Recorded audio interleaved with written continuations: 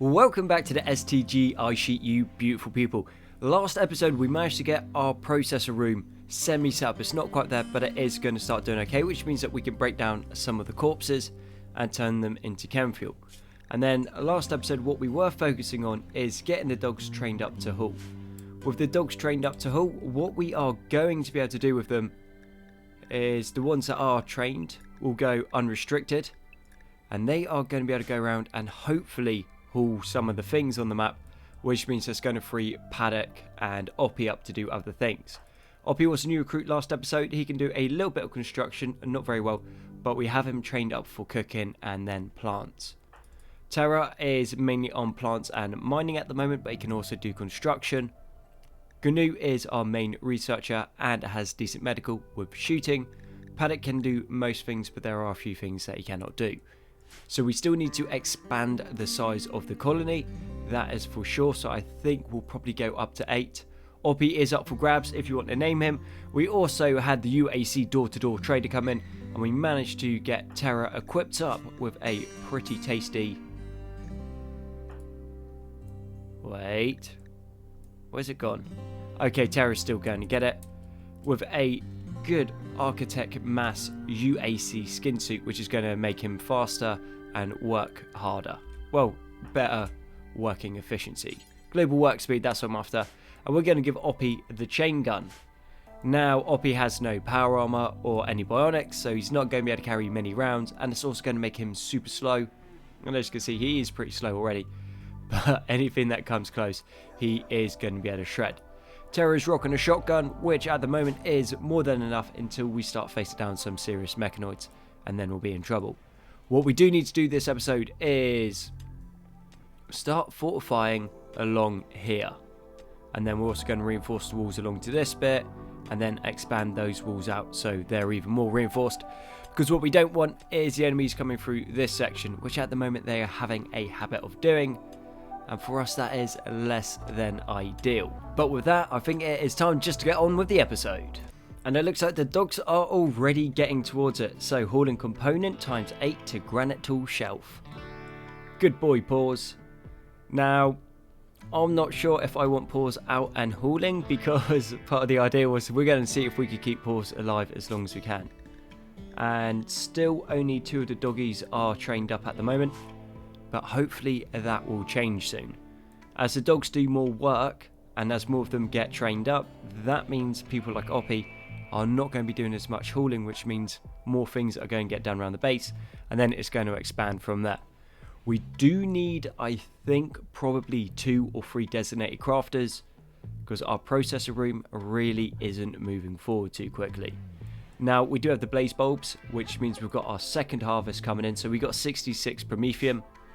And with that, how many big old 50 BMG armor piercing incendiary rounds can we get? So 4 will give us 200, so we get 50 for each one of them. And I'm not even going to bother trying to times 66 by 50, because it is a lot, and I think that we're going to have more than enough. So the difference with the 50 BMG rounds, if we go over here, we click onto Paddock, go gear, and we go into his rounds. Whenever you're ready. Okay, here we go. Full metal jackets do 41 damage with 14mm of armor penetration, and then blunt penetration is actually insane. However, the armor piercing incendiary rounds don't do as much direct damage, but then they do have 16 burn on top, so it comes out as the same. But they have 28mm of armor penetration, which will just absolutely shred through mechanoids. There's very little in the game that we're going to come across that's going to have more than 20 armor penetration. Well, 20mm of armor defense as such. So yeah, we're going to do super well against most things.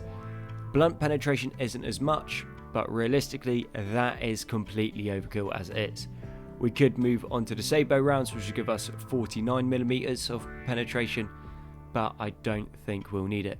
So long as we can keep the blaze bulbs going, we are going to be able to shred pretty much everything that comes our way. And actually on top of that, are we going to be able to see it on these? No.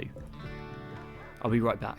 So if we look at the 556 by 45, which are our sentry turrets, we are using standard AP rounds, which give 10mm of armor penetration with 9 damage. Now the AP1s give 9 damage straight from the bullet and then 5 from burn, but don't actually give us any extra armor penetration. So I was thinking about putting them onto the old sentry turrets, but I don't think that's going to be worth it. Unless we go... No, just having a look. Absolutely pointless. We'll just keep with the AP rounds. They're cheap, they're easy to produce, and these turrets shoot a lot anyway. So we are just going to be able to spray down most things that come in. And then we're just going to have to force target on our main guys to actually try to get through. Now, this big old D12 chain gun, which is shooting 50 cal rounds, yeah, Oppie can't even carry the ammunition for it. But we will hopefully get him sorted so he can pick up some other rounds. And I don't think the weight carries if it's in the gun. It might do, which would be a little bit annoying. But we just got to get him some power armor and then he's going to be terrifying. If we can't get it sorted, all we do is we chuck that onto Terra and then Oppie can have the shotgun. And that being said, right, we're starting to get tainted apparel going into our kit. So let's just go down into apparel and then no tainted. And what are we saying for what's allowed in here? All of the good stuff. Cool, so copy that and then we'll just paste that across onto all the other ones, because what we don't want is any tainted apparel going into here, because we want it to be left on the floor so we can melt it down in the forges. We also have simple recycling, so we can break down basically standard clothing. You don't get much for it, but still easier to have than not. But with the skin suit and the Phobo suit as well, Paddock is a pretty mean smelter at the moment. So he is getting through these steel chunks super quick. Kind of the reason why we have it set like this, because they can hit nearly all of them, other than this back section here is the only bit they can't get. They need to run around for it. But that is not a massive issue, so he's going to get through that super quick. And we have a whole load of steel slag on the map, so processing through that is going to be super useful. And then we also set up a electronic stone cutter table, which is going to make getting through these stone chunks a little bit quicker, because we are running low on granite. Plenty of marble at the moment, but then marble isn't actually super useful for us because we're just mainly using that for floors. And as you can see, we actually haven't really used it for floors because steel tiles are normally better. I think through here, just to save time and resources, we might do this with marble. But in the base, you're normally better off with steel floors, and when you're really rich, go with sterile tiles, because it gives a cleanliness bonus, and a cleanliness bonus is more important than the beauty bonus, if that makes sense. So it keeps people happier. And once again, we have a Wanderer join. Well, a transport pod crash, and then they've joined us. Now, they do have some really good stats. Going to be very good at shooting, can mine, can plant. Going to be amazing with animals eventually. Crafting, medical, social, intellectual. Misandrist, not a massive issue. Oh no, Misandrist would be an issue because all of our guys are men, and then aesthetic. Unfortunately, we're going to need to get rid of them. But they do have paralytic embrasure, so we are not going to be able to do anything with them for a while.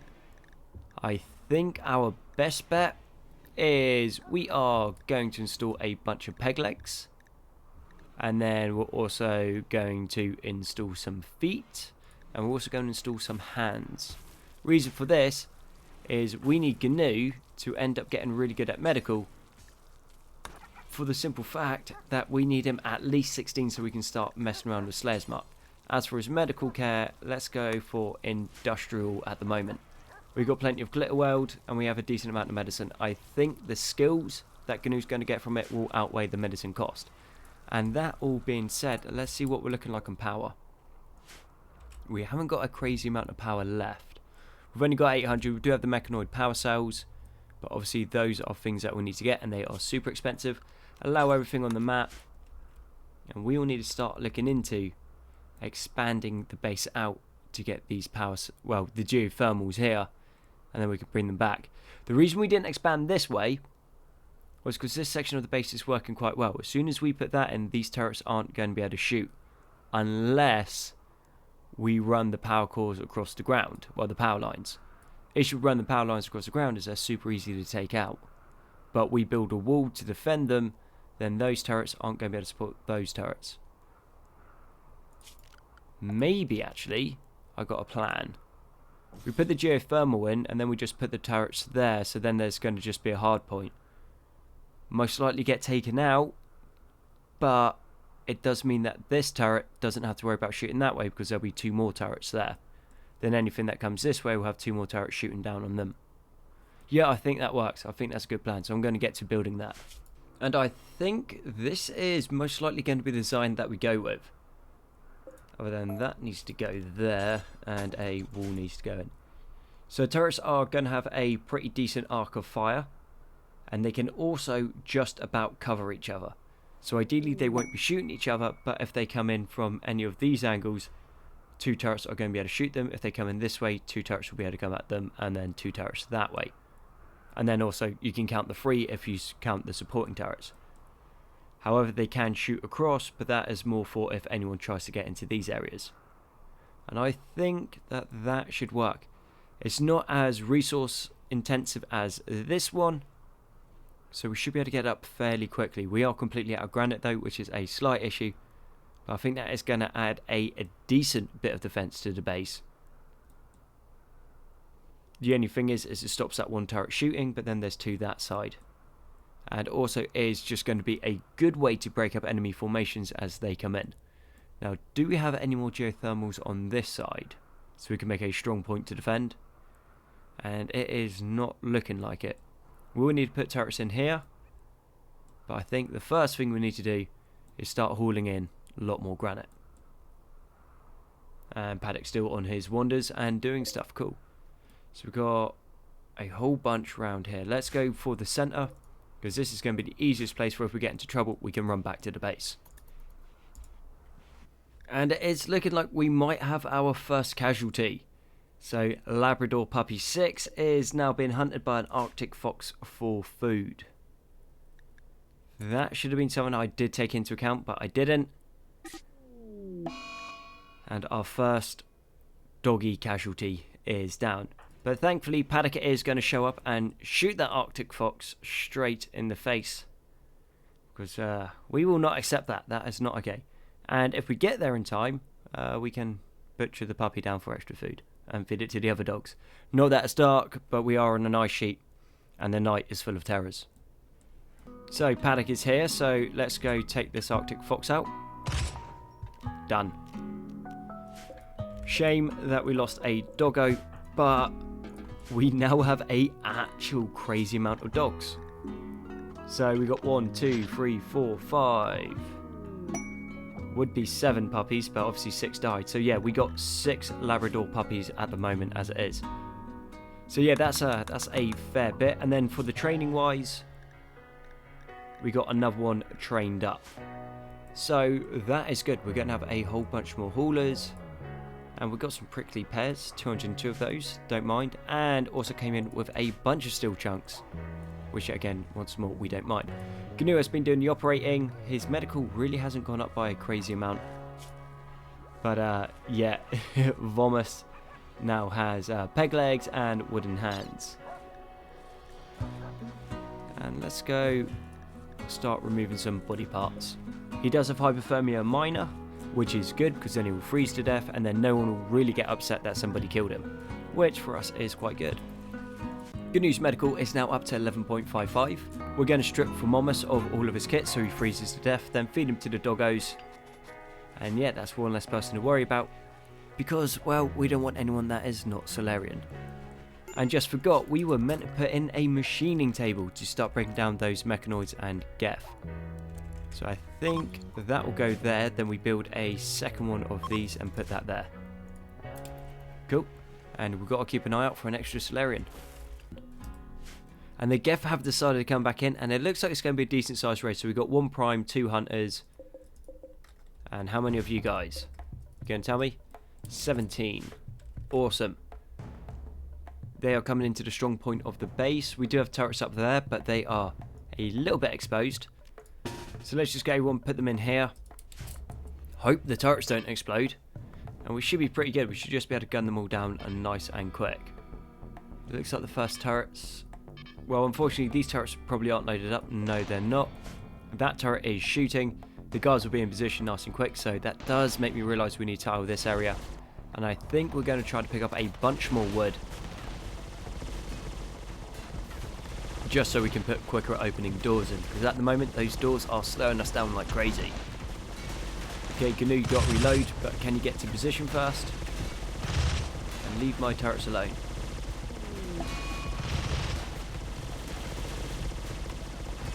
Yeah, they're shooting like crazy, but they don't seem to do a massive amount of damage. Okay, Gnu, you ready? Cool. So yeah, a whole lot of action, very little movement though. Or wherever it would be, I forget. But yeah, they're going like crazy, shooting like mad. Okay, no, they took one turret down, and they might take the second, which is a slight shame. If they were loaded up, they obviously would be able to defend themselves. That turret is doing a little bit, but not a massive amount. I don't know where the prime's gone though. Okay, the prime's hidden in the back, the prime's down. And this is just a bunch of plasteel and steel once those machining tables are up, which is going to be super good. Gnu's already out of ammo, so you do what you want. Terror's well out of range, so you can go that way. Gnu, move up. That's about to explode. Annoying, but not the end of the world.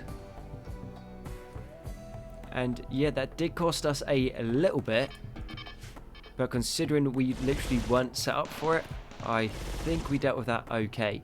Not particularly well, but decent enough. And it's just that one lone trooper who is now out of ammo as well.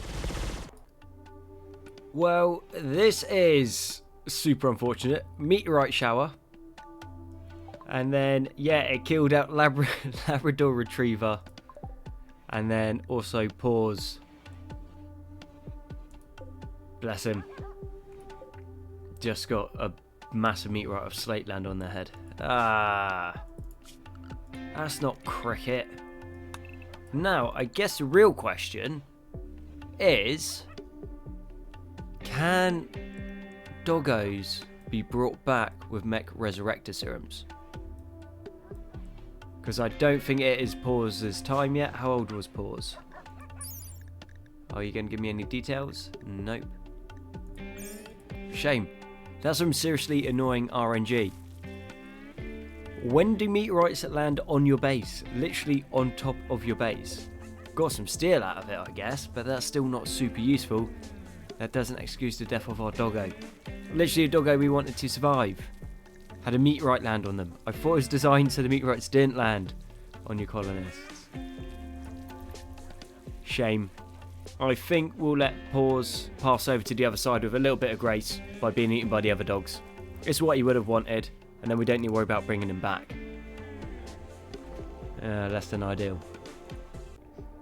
And just because Paws died and that not being enough, they have given us a psychic ship. Now a psychic ship will give us one of the ship reactors, which gives us 1,000 power continuously. It doesn't require any input or upkeep, which is pretty sweet.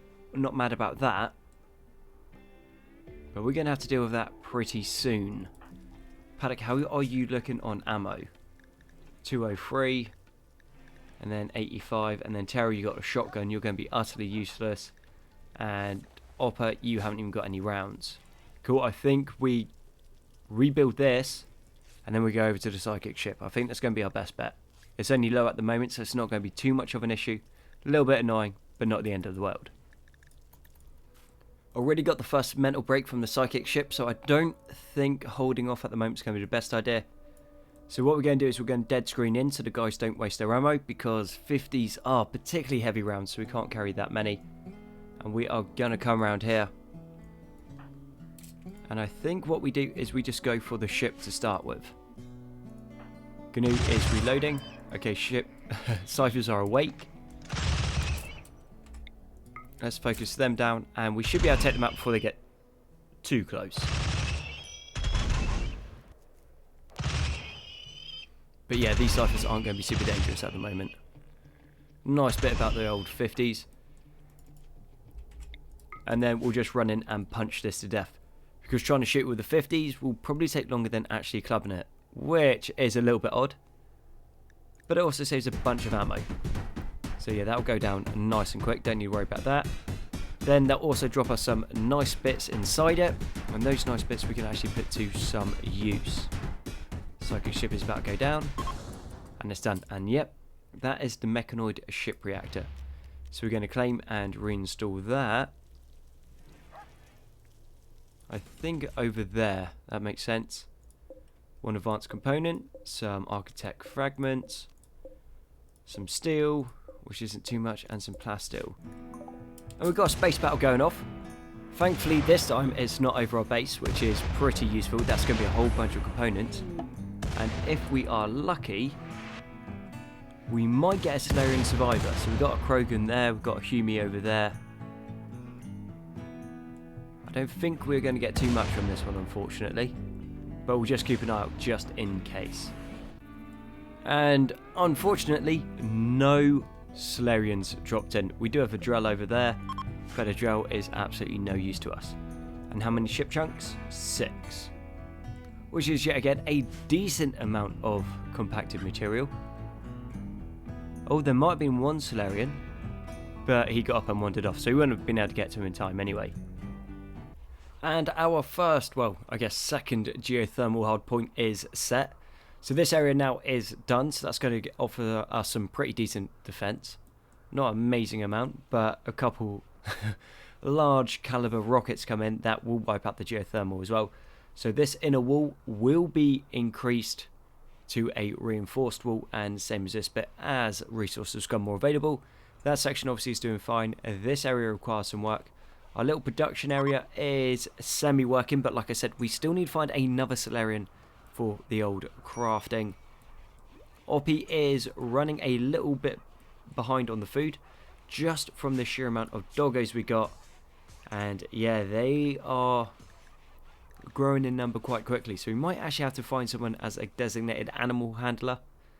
And what I didn't realise is, as that meteorite came in, it also wipes out our food storage along there, and then also one of our chitin storage units, which isn't ideal. So we're going to set those two up, and then we're going to need to put a new storage thing in there. I'm not sure what we lost on that. We might have lost a bionic or something, but nothing crazy, because we still have our Slayer's marks. So we've still got both of those. Now, I got a feeling we lost one of the Archotech arms. So we've got one there. Then Paddock, have you got the second one? Yeah. Cool, so we've got both the Archotech arms. GNU's medical is up to 11.63, which isn't quite enough. And the mechanoids have finally shown up. Let's see what they're rocking. And yeah. Baptism by fire. 2 Infernopedes. All the doggos back into the base. Infernopedes are super deadly. Now, the heavy chargerpedes, which are normally fairly respectable in the game, and now shoot 12x64 charged cartridges that can go through 30mm of armor. And they do 39 damage and 12 bomb damage, or 12 explosive. That is not pleasant. And then the Inferno Cannon Pedes shoot these, which have a blunt penetration of 30.9 with 309 damage. So if you're not in armor, you're dead. Straight up dead. They do have a 9.8 seconds reload time, and they're going to shred through those turrets. We need bigger turrets now. So, best bet. Oppie, you got any ammo yet? No. Terry, you got any ammo? No. You guys are going to hide in the absolute back of the base. GNU, how many rounds are you rocking? He's got now. Okay, Terra took his one off. Why did you take your skin suit off? Okay, not a problem. So let's go. We have 185 rounds on GNU. We have 450 rounds on Paddock. We just got to hope their shield belt holds. And if we come this way, so they come round the top. Okay, yeah. Well, that's one Infernopede. Just done. That section of the fence disappeared. Yeah, okay, so this isn't going to go quite to plan. The plan was pretty simple, and I thought we were going to be sneaky. I thought they're going to come up this way and then we'll just be able to go around and take them out. Unfortunately, they outrange our defenses. Yeah, so that's the second shell gone, and that's just wiped that out. Can we do anything smart? We're in a really bad situation to actually engage the centipedes. I guess what we might be able to do is we mine along here, come through, then we can take the lancers out, because the lancers are actually super dangerous. Or if they keep pushing. Okay, cool. We should be able to take the first lancer out. Now that doesn't sound like a big victory, and it's really not. But that means less fire support. Okay, that's down. We got 3 centipedes packed in together. Which, yet again, we can't do a massive amount against. Okay, come back this way, guys. We're going to tunnel through here. So, Paddock, you tunnel through there. Then hopefully we can come in behind them. We wait until they shoot their volleys off. And then once their volleys are done, we should be able to hopefully spray one down. And then get out before they can shoot the next shot. That being the plan. But yeah, they're just going to work through our defences. So they did buy us some time, those defences. Not a massive amount of time, but a decent amount. Okay, let's go. This way, we take out the first Lancer. Okay, they're more interested in shooting that way. Cool, move before I can get a shot off. Okay, we've dead screened it. Yeah, cool, it hit this bit. We can now come in and volley that down. And get back out the way. Hopefully it loses any interest in us. Okay, you guys are going to need to come back this way. And now onto this one. Okay, back along here, get in behind it. Woo! Okay, we've got to take that out before it gets the second volley, because it has gone and got through basically 2 sets of walls there. Sweet. Yeah. This is why centipedes are so much more deadly in combat extended. And how many rounds did that have left? That still had 32 rounds on that one. That still got 33, and that still got 3,400 rounds. You can't wait them out. They will just keep on shooting and keeping on shelling until you have no base left. You two come off draft. Let's get to actually putting some fires out. How are we looking on firefighting? Apparently not very well. How are we looking on patient? Not very well. How are we looking on doctoring? Not super well. You go there. And how are we looking on bed rest? Sweet. We'll get those out. We'll get these hauled in, because what we really want is we want these thermobaric rounds. Not that we can use them, but they sell for a decent amount. And then these 12x64s also sell for a decent amount. Centipedes still break down into sweet all, same as in vanilla. And we've also got all of that to break down. All being said, I do think that's a good place to wrap up the episode. So thank you very much for watching the STG ice sheet. I've been Konzi, and I look forward to catching you guys on the next one.